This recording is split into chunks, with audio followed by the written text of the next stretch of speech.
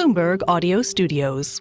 Podcasts, radio, news. This is Bloomberg Businessweek with Carol Massar and Tim Stenovec on Bloomberg Radio. Taking a look at shares of TSMC, they finished the day higher. Other Taiwanese tech supply chain companies rose today because of some news in the world of robotics, Carol. Local media reported that NVIDIA is looking for local suppliers for humanoid robots. Humanoid robots, you know what these things are. Yeah. I might be one. No, I'm not. They're robots that look like humans. Tesla's got Optimus. Supposedly. Totally. Yeah. Figure AI is working on them too. I feel like everybody is. And they talk about, how it can really help, whether it's in healthcare, but also in terms of working in, I think, warehouses and so on and so forth. There's a lot of things that we think that they can apply to. And Sarah Rhodes definitely watches this space very closely. She's Vice President of Global Operations at Amazon, which just includes all of the robotics, AI, and general innovation happening when it comes to fulfillment centers and delivery at Amazon. She's got a big job. She joins us here in our Bloomberg Interactive Broker studio. Welcome, welcome. So glad to have you here. How are you? Oh, thank you for having me. It's a big day for us, so it's an exciting time for us at Amazon. I'm going to let Tim do the first question because he's got a good one. Is it harder to be a VP at Amazon or fly fighter jets? Well, they're different, but both can be exciting and enjoyable and positively challenging at the same time. So let's talk about your path a little bit. We're going to get to Cyber Monday. We got a nice chunk of time with you, but you have a really cool path. Tell us your story. Sure. Well, I've been with Amazon approaching 14 years. Started out as an operations manager in Lexington, Kentucky in our fulfillment operations. Spent time in Kentucky, Texas, spent 3 years in the UK, which was an amazing experience. Returned to the U.S. in 2017 and led a team that built out our air haul network. So we have a fleet of Boeing 767s, 737s. You really do have your own airline. Well, kind of. Something like that. And a lot of them in Kentucky, around in Covington. We have our main air hub at the Cincinnati Northern Kentucky Airport. They process over 30 flights a day, hundreds of thousands of packages daily. I didn't hear any stories about fighter jets. Well, I'll get to that for sure. Yeah. So spent 6 years building out the air haul network in the U.S., Europe, and India. And then a year and a half ago, I took on the leadership of our global workplace health and safety team. So we have a workforce today of over 1 million employees globally across 6 continents. Prior to Amazon, yes, I was a Navy F-18 Super Hornet fighter pilot. So if you've seen the movie Top Gun Maverick, the jet in the main part of that movie, that's what I had the privilege of flying. Definitely a childhood dream. Do you still fly now? Not currently. I do have a commercial pilot's license, but Amazon keeps me busy on a day-to-day basis. What do you find a lot of your colleagues from the armed services are doing now who were pilots then? Many fly for the airlines. Many went into business. I have several fellow aviators that are in business now as well.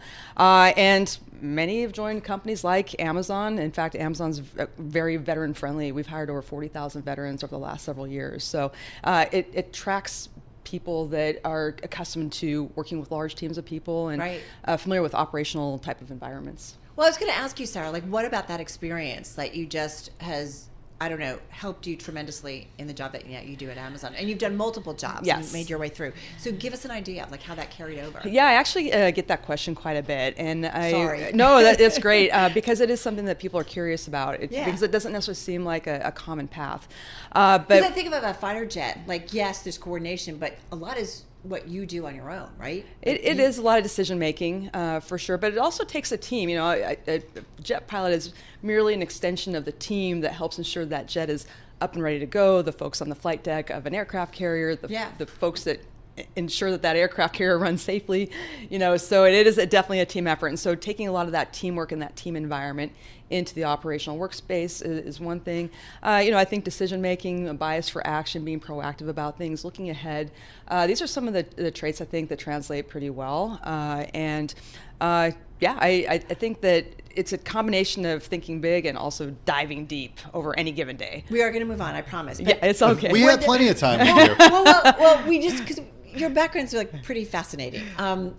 Tense moments that you had flying? Yes, landing on a moving ship at night in bad weather. And landing at 135 knots and going to zero in less than 2 seconds, and we call it trapping aboard an aircraft carrier. That's where takes you're a lot caught, right? Yes, the carrier. Yes, and so it takes a lot of training and concentration and precision to do that well and do that safely. So. So when somebody comes to you with a problem, you're like, yeah, I got this. Well, it does help to put things into context. Yeah, exactly. Yeah. All right, a little more on flying. I don't know. No. Sorry, we're just I can talk fascinated. about flying all day. So Yeah, so can I. No, I But just, it is actually interesting though what you've done at Amazon in terms of building out that logistics network. It like used to be a unique thing to sort of get to an airport and see a Prime Air Yeah. plane. But a little over a decade ago, the team over at Amazon started building out its own fleet. I think you worked with Atlas Air, is that right? Years ago? That was one of our carriers. Yeah, Yes. and now, what's the relationship now? Does Amazon own its own planes? Does it contract out its planes? How does that work? Well, we have a combination of we own some aircraft and we lease out other aircraft, but they're all operated on our behalf by air carriers. So the pilots aren't actually Amazon employees, but they fly our branded aircraft. But going back to your point about seeing a Prime Air aircraft is kind of a unique thing. I think back to when I joined Amazon in 2011, our operations basically ended at the dock door of our fulfillment centers. And so over time, especially in 2013, we recognized in order to keep up with our own growth, we really had to start building out our middle mile, last mile transportation network. So it wasn't long after 2013 that you started seeing branded trailers out on our interstates. You started seeing branded final mile delivery vehicles out on our roads.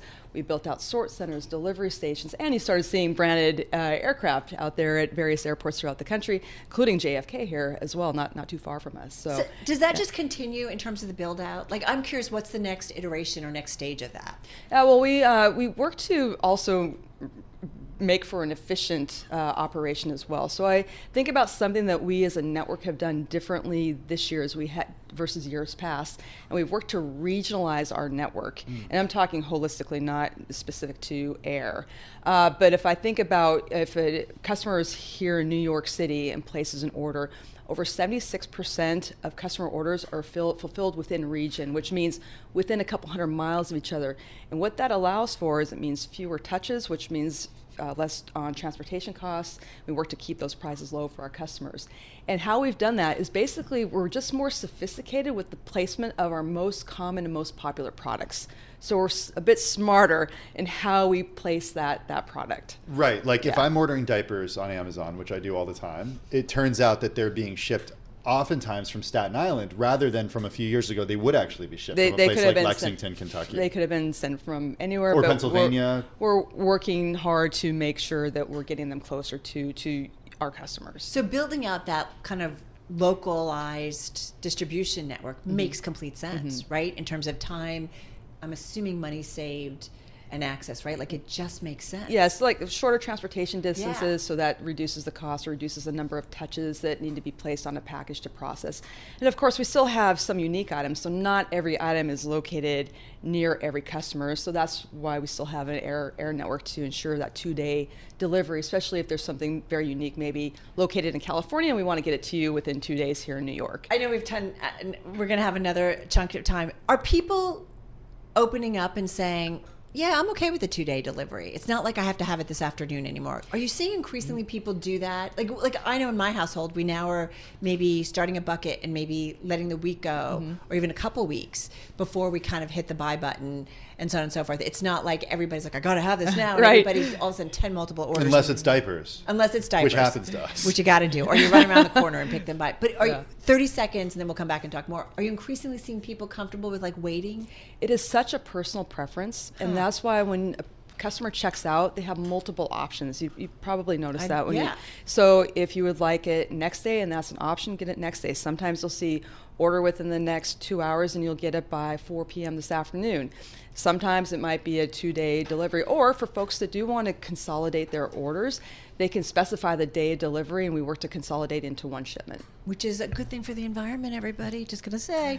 Let's get right back to Sarah Rhodes. She's Vice President of Global Operations at Amazon. Yes, it includes all of robotics, AI, and general innovation happening when it comes to fulfillment centers and delivery at Amazon. We're going to talk about Cyber Monday in just a minute. We have a lot of time with you. So I want to talk a little bit about the next stage of innovation and how you're thinking about delivery, because you talked about just this incredible build-up that's happened over the past 20 years at Amazon when it comes to aviation, when it comes to last mile, when it comes to your own brand. I mean, we have Rivians all over our neighborhoods delivering Amazon packages in addition to the Dodge Rams, but it seems like more Rivians now.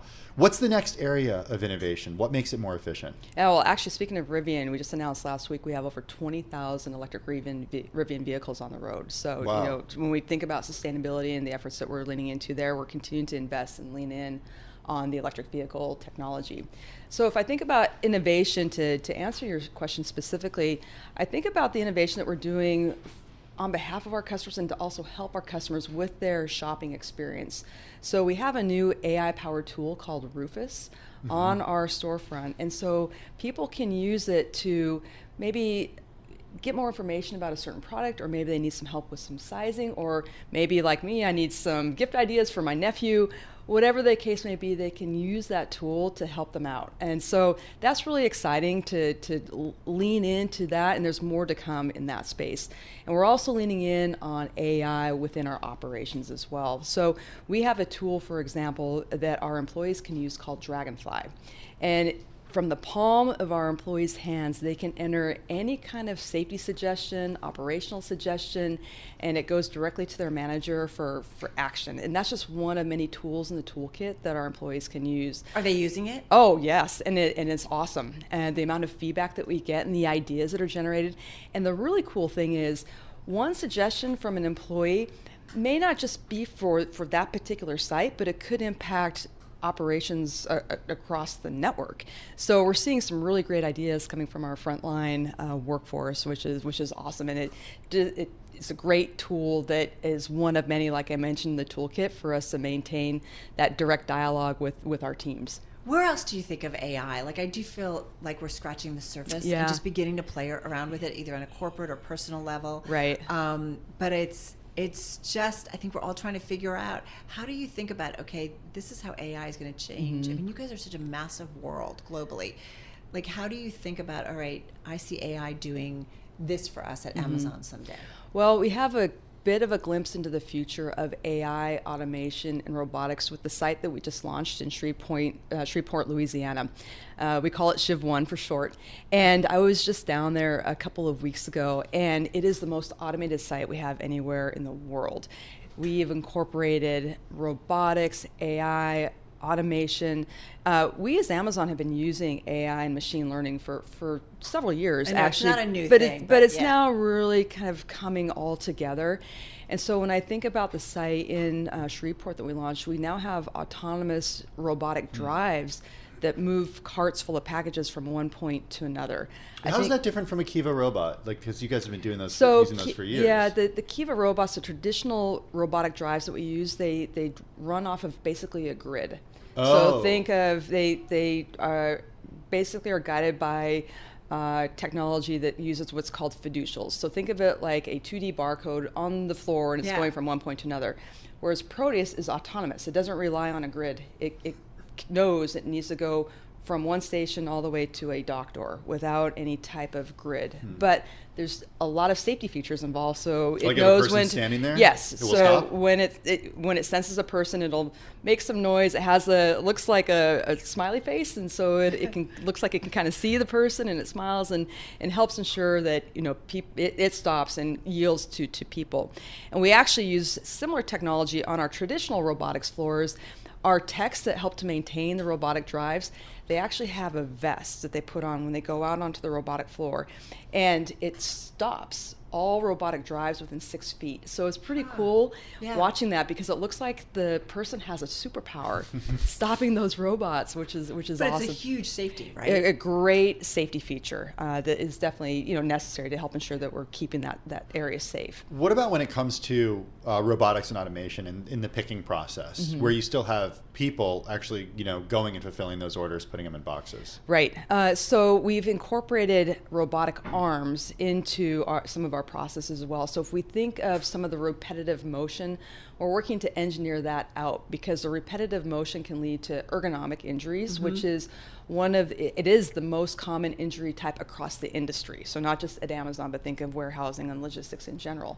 So if we can engineer that out, we're doing that. However, the site in Shreveport, we still employ 2,500 employees, but 30% of those jobs are more technical than the jobs that we've had traditionally. Meaning what? Like, what does that So mean? think of, we need folks to maintain our robotics and automation, so it takes some technical certifications in order to do that. Right. And our teams can gain those certifications through a program called Career Choice at Amazon, and so at no cost to our employees. So it's a great benefit that's available. The question that has to be asked whenever we're talking about AI and robotics kind of merging together, we were out on the West Coast at an investment event, and I was involved in a panel that was about AI, and the question that everybody says, well, is AI going to take my job?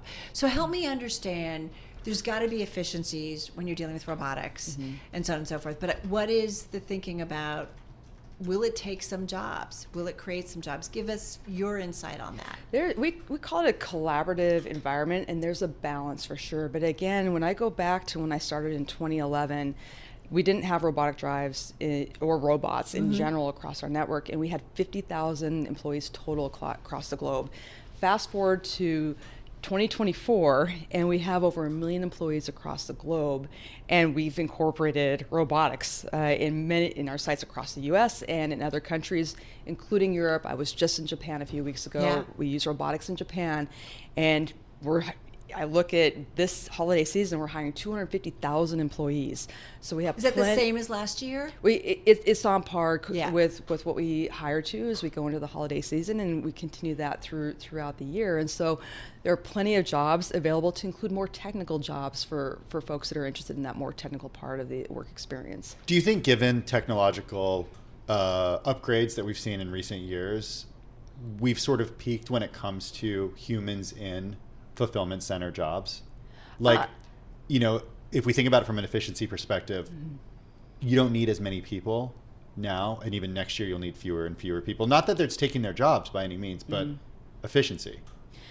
Yeah, when I think of efficiencies, I actually think more of our logistics network as a whole. So we talked earlier about regionalization. That's really where we're seeing the efficiencies of removing additional touches. That doesn't mean removing people. It just removes some of the inefficiencies that we have in our network, and we're continuing to still grow. We're launching buildings, new operations, just about every month, if multiple per month in some cases. In fact, this year we just launched our first Amazon operation in Hawaii. And it complements the air operation that we have there as well. So we have a Amazon delivery station outside of Honolulu, which is pretty exciting. Any update on drones? It's been more than 10 years since Jeff Bezos was on 60 Minutes. That Sunday after Thanksgiving, Monday before Cyber Monday. I remember covering that. It was great marketing, by the way. But still, I haven't ever had anything delivered with a drone. Yeah, we're continuing to invest in that program, and I am excited to say that we are actually operating drones for customer fulfillment outside of Phoenix, Tolleson, Arizona, to be specific. Is it scalable? I think over time it will be. There's obviously a lot of regulation that goes along. So Tim's going to get his diapers in Brooklyn by a drone from Amazon? It may take some time, but I'm optimistic First of that all, we're going to get there. Actually, they're by my that daughter. time, They're my daughter's diapers. Okay, they're not my I diapers. knew you were going to go there. Take it back. I take it back. It's your daughter's diapers. For now. But I do wonder, is it scalable in a city that's so dense? Yeah, we're continuing to iterate on the drone design itself. It's all designed in-house. We're working with the regulators, of course, because drone delivery in general is a relatively new space.